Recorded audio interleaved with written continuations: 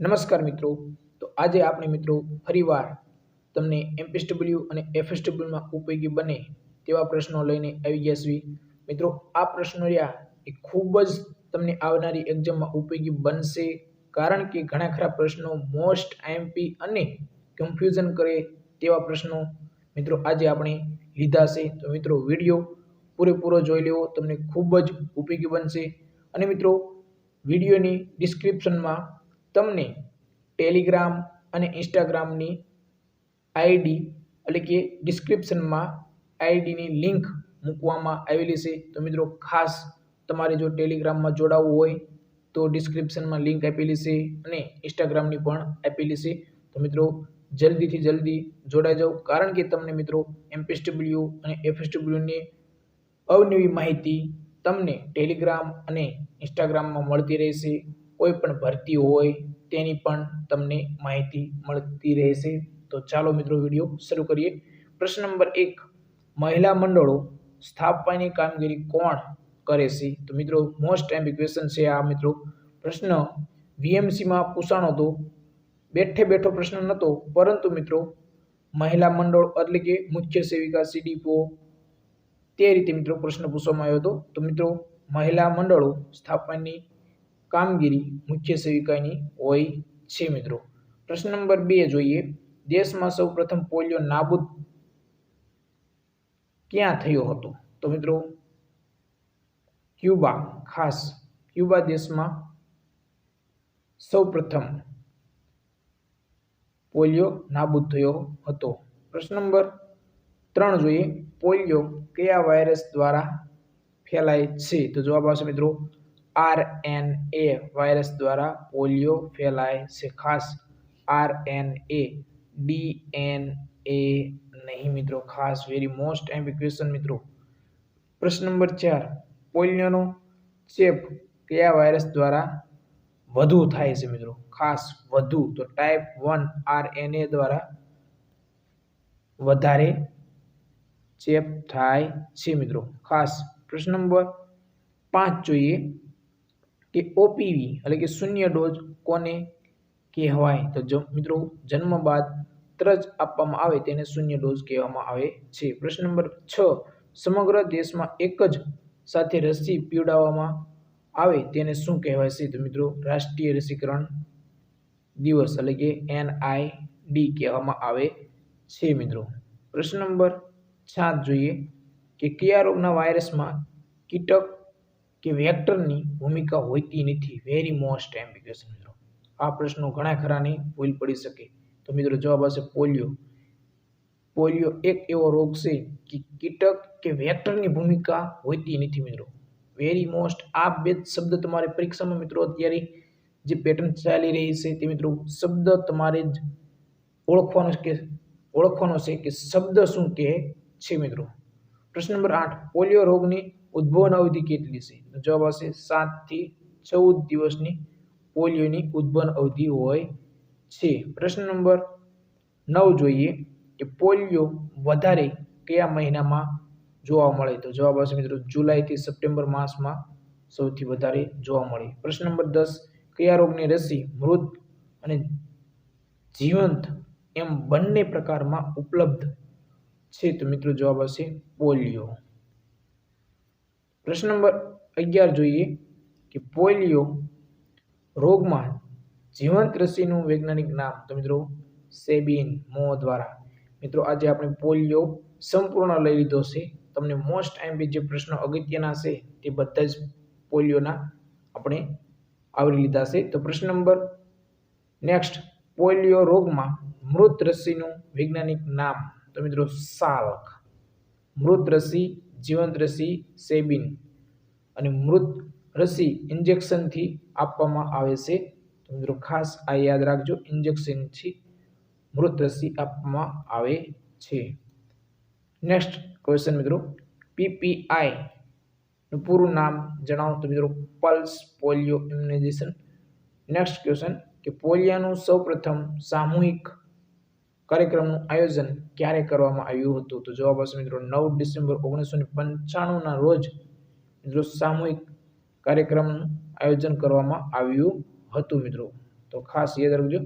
પ્રશ્ન નંબર 15 જોઈએ મિત્રો કે AFP નું પૂરું નામ તમારે જણાવવાનું છે. તો મિત્રો એ એટલે કે એક્યુટ, એફ એટલે ફ્લેસિડ અને પી એટલે પેરાલિસિસ. તો મિત્રો એક્યુટ ફ્લેસિડ પેરાલિસિસ થશે AFP નું. પ્રશ્ન નંબર 16 પોલિયોના કયા કેસની તપાસ સતત 2 માસ સુધી રાખવી જોઈએ? તો મિત્રો AFP ના કેસમાં સતત 2 માસ સુધી તમારે તપાસ કરવી જોઈએ. પ્રશ્ન નંબર 17 હાથીપગા રોગનું ઉદ્ભવન એટલે કે ઉન્મૂલન વર્ષ જણાવો મિત્રો. તો જવાબ આવશે 2020. ખાસ મિત્રો હાથીપગા રોગનું ઉન્મૂલન વર્ષ 2020. પ્રશ્ન નંબર 18 PYX-માં પેરાસાઇટ જોવા મળ્યાના કેટલા દિવસ પછી ગેમેટોસાઇટ વિકાસ પામે છે મિત્રો? ખાસ અહીંયા PYX પૂછવામાં આવ્યું છે.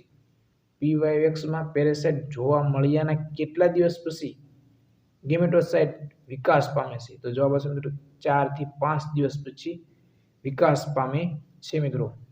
પ્રશ્ન નંબર 19 જોઈએ કે પ્લાઝ્મોડિયમ વાયવેક્સમાં ઇન્ક્યુબેશન ઇન્ટરવલ કેટલા દિવસનો હોય છે? પ્લાઝ્મોડિયમ વાયવેક્સ તો મિત્રો 22 દિવસ.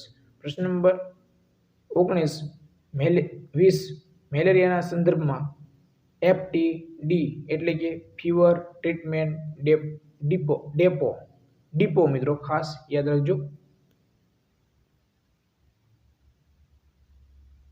પ્રશ્ન નંબર 21 જોઈએ મેલેરિયા નિયંત્રણ માટે વિશ્વ આરોગ્ય દિવસ એટલે કે વિશ્વ આરોગ્ય સંસ્થાનું નવા અભિયાનનું નામ જણાવો. તો જવાબ આવશે મિત્રો T3 એટલે કે ટેસ્ટ, ટ્રીટ અને ટ્રેક. પ્રશ્ન નંબર 22 વાયવેક્સ અને ફાલ્સીપેરમની મિક્સ ઇન્ફેક્શનની સારવાર કુલ કેટલા દિવસની હોય છે મિત્રો? 14 દિવસની હોય છે વાયવેક્સ અને ફાલ્સીપેરમના મિક્સની.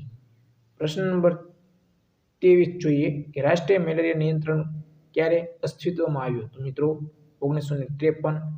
નેક્સ્ટ ક્વેશ્ચન કે બ્લેક વોટર ફીવર એ કયા પ્રકારના મેલેરિયાનું ગંભીર સ્વરૂપ છે? તો મિત્રો D falciparum black water fever મિત્રો ખાસ યાદ રાખજો. પ્રશ્ન નંબર 25 જોઈએ કે કેવા મચ્છર સામાન્ય રાત્રે કરડે છે મિત્રો? ખાસ તો ક્યુલેક્સ અને માદા મચ્છર મિત્રો ખાસ ક્યુલેક્સ માદા મચ્છર જે રાત્રે જ કરડે છે. તો દિવસે કયા મચ્છર કરડે તે કોમેન્ટ બોક્સમાં જઈને કોમેન્ટ કરી શકો છો તમે મિત્રો.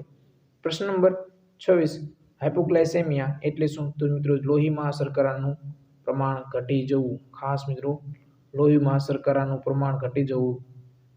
પ્રશ્ન નંબર 27 ભારતમાંથી મેલેરિયા અભિયાન માટે મેરા અભિયાન કોને લોન્ચ કર્યું? તો Indian council of medical research દ્વારા શરૂ કરવામાં આવ્યું હતું. Indian council of medical research દ્વારા શરૂ કરવામાં આવ્યું હતું. પ્રશ્ન નંબર 28 ક્લાસિકલ ડેન્ગ્યુની ઉદ્ભવન અવધિ કેટલી છે મિત્રો? ખાસ ક્લાસિકલ ડેન્ગ્યુની ઉદ્ભવન અવધિ તો જવાબ આવશે મિત્રો ડેન્ગ્યુ 3 થી 10 દિવસની હોય છે. પ્રશ્ન નંબર 29 હાથીપગા રોગના રોગકારક કેટલા? તો મિત્રો 3 મુખ્ય હાથીપગાના. પ્રશ્ન નંબર 30 હાથીપગા રોગનું બીજું નામ? તો લિમ્ફેટિક ફાઇલેરિયાસિસ મિત્રો ખાસ યાદ રાખજો મિત્રો, ખૂબ જ તમને ઉપયોગી બને તેવા પ્રશ્નો છે. પ્રશ્ન નંબર 31 DEC નું પૂરું નામ? તો ડાયઇથાઇલ કાર્બામેઝિન સાઇટ્રેટ. પ્રશ્ન નંબર 32 CSF નામનો ટેસ્ટ કયા રોગમાં થાય છે? વેરી મોસ્ટ આઈએમપી ક્વેશ્ચન મિત્રો. CSF જાપાનીઝ રોગમાં થાય છે મિત્રો. વેરી મોસ્ટ આઈએમપી ક્વેશ્ચન મિત્રો. CSF નામનો ટેસ્ટ જાપાનીઝ રોગમાં થાય છે. પ્રશ્ન નંબર 33 જોઈએ મિત્રો કાલા અજારનું બીજું નામ? લેશમેનિયાસિસ. પ્રશ્ન નંબર 34 સેન્ડ ફ્લાય શબ્દ કયા રોગ સાથે સંબંધ ધરાવે છે? તો કાલા અજાર. પ્રશ્ન નંબર 35 લેશમેનિયાસિસનો રોગકારક જણાવો? તો ડોનોવાની લેશમેનિયાસિસ મિત્રો. પ્રશ્ન નંબર 36 કયા રોગમાં સુપરક્લોનેશન કરવામાં આવે છે? તો જવાબ આવશે કમળો. સુપરક્લોનેશન કમળાના રોગમાં કરવામાં આવે છે. પ્રશ્ન નંબર 37 પ્રાણીમાંથી મનુષ્યમાં પ્રસારિત થતા રોગને બીજા કયા નામે ઓળખવામાં આવે છે? ઝૂનોટિક તરીકે ઓળખવામાં આવે છે. પ્રશ્ન નંબર 38 રોગ માટેનો બહુઘટીય સિદ્ધાંત કોણે આપેલો? તો જવાબ આવશે મિત્રો પીટર કાઉફર દ્વારા આપવામાં આવ્યો હતો મિત્રો. પ્રશ્ન નંબર 39 શીતળા રોગ કયા વાયરસ દ્વારા ફેલાય છે? તો જવાબ આવશે મિત્રો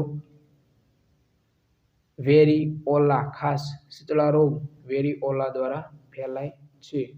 પ્રશ્ન નંબર 40 વેરીઓલા ઝોસ્ટર નામના વાયરસથી કયો રોગ થાય છે મિત્રો? ઝોસ્ટર. તો જવાબ આવશે અસબડા ચિકન પોક્સ.